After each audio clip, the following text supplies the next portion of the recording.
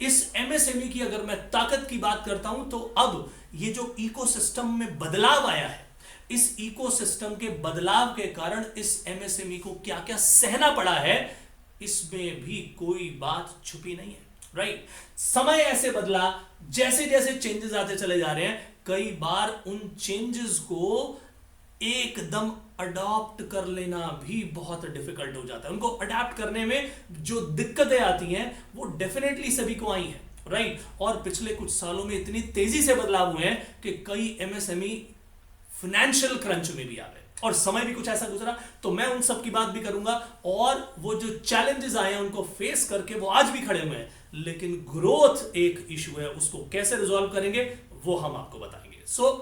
एक जो सबसे बड़ा इशू आता है ना वो ये कि आप अच्छे लेवल पर पहुंच गए, बढ़िया तरीके से आप काम कर रहे हैं और आपकी आने वाली जनरेशन अगर वो पढ़ रही है तो वो इंडिया में रहकर ना पढ़ के बल्कि बाहर जाके पढ़ना चाहती है।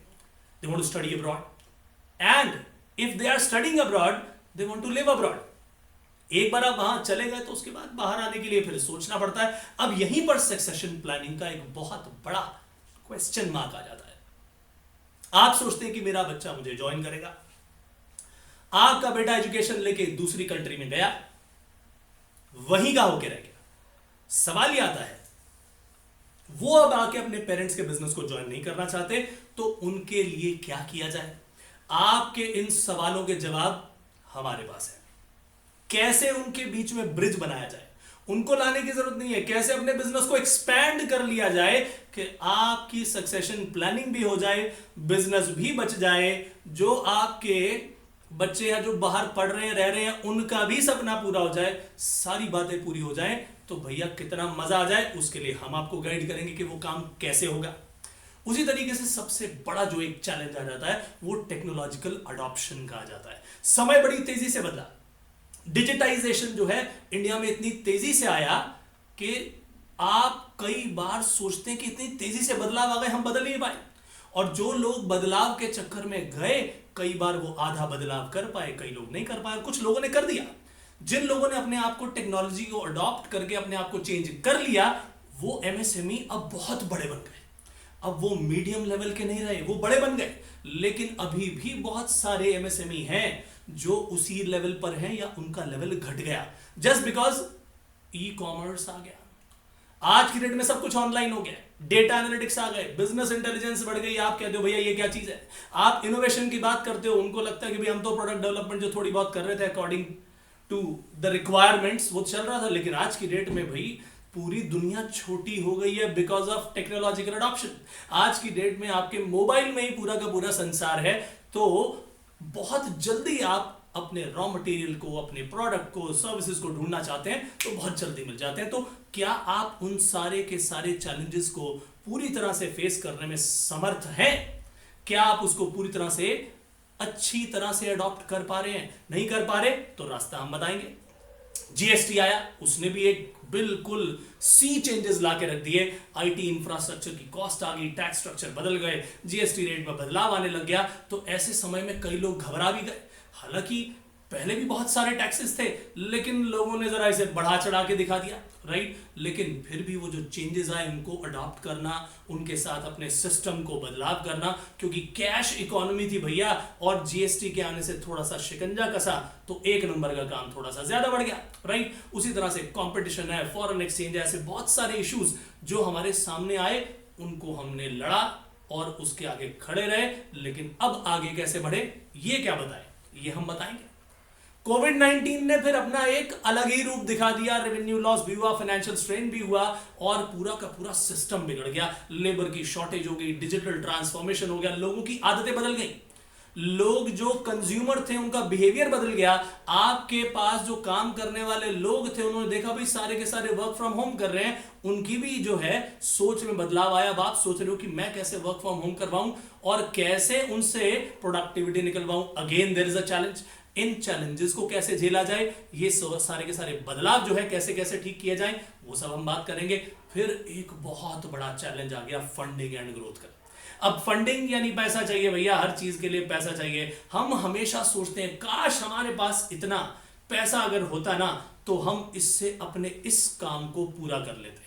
मैं इनोवेशन कर सकता हूं, मैं रिसर्च एंड डेवलपमेंट कर सकता हूं, लेकिन अगर कुछ फंड्स होते ना तो मैं ये कर पाता। माय डियर फ्रेंड, आपकी ग्रोथ को अगर आपकी फंडिंग ने रोक रखा है तो चिंता मत कीजिए, उसके रास्ते हमारे पास हैं। आपकी जितनी भी समस्याएं हैं उन सब का समाधान हम आपके पास लेकर के आएंगे। और जो लोग घबरा गए हैं कि बड़े बड़े एग्रीगेटर्स आ गए हैं, उन सब ने सारे के सारे लोगों को अपने प्लेटफॉर्म में ले लिया और कंपटीशन बढ़ गया है इस ई कॉमर्स से और एग्रीगेशन से, अगर आप घबरा गए हैं तो भाई आप हमारे साथ जुड़िए, हम आपको रास्ता दिखाएंगे। और अगर आप इनके साथ जुड़ गए और नए चैलेंजेस आ रहे हैं, क्योंकि एग्रीगेशन में जुड़ने के साथ अलग चैलेंजेस आ जाते हैं।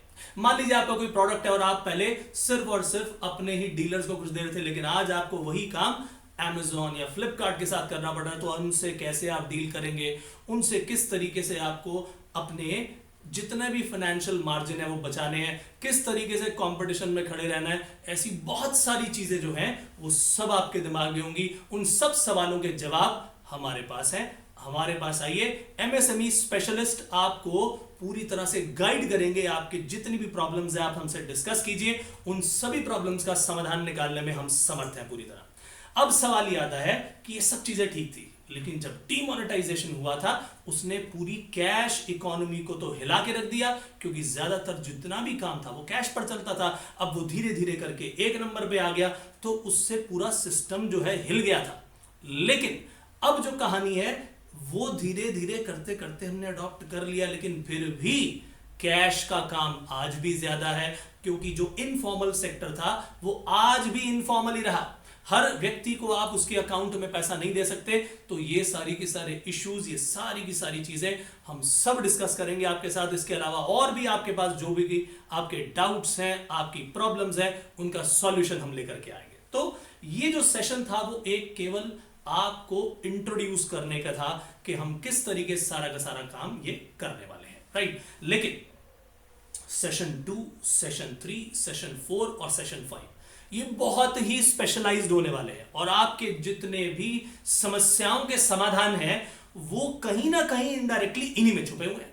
हम बात करेंगे opportunities in US and Canada, कि आप किस तरीके से दूसरे देश में अपने बिजनेस को एस्टैब्लिश कर सकते हैं, आप वहां से इंपोर्ट भी कर पाए, एक्सपोर्ट भी कर पाए, राइट। किस तरीके से बिजनेसमैन यहां से मूव कर सकता है दूसरी कंट्री में और वहां पर अपने बिजनेस को ले जा करके उस अपॉर्चुनिटी को कैपिटलाइज कर सकता है।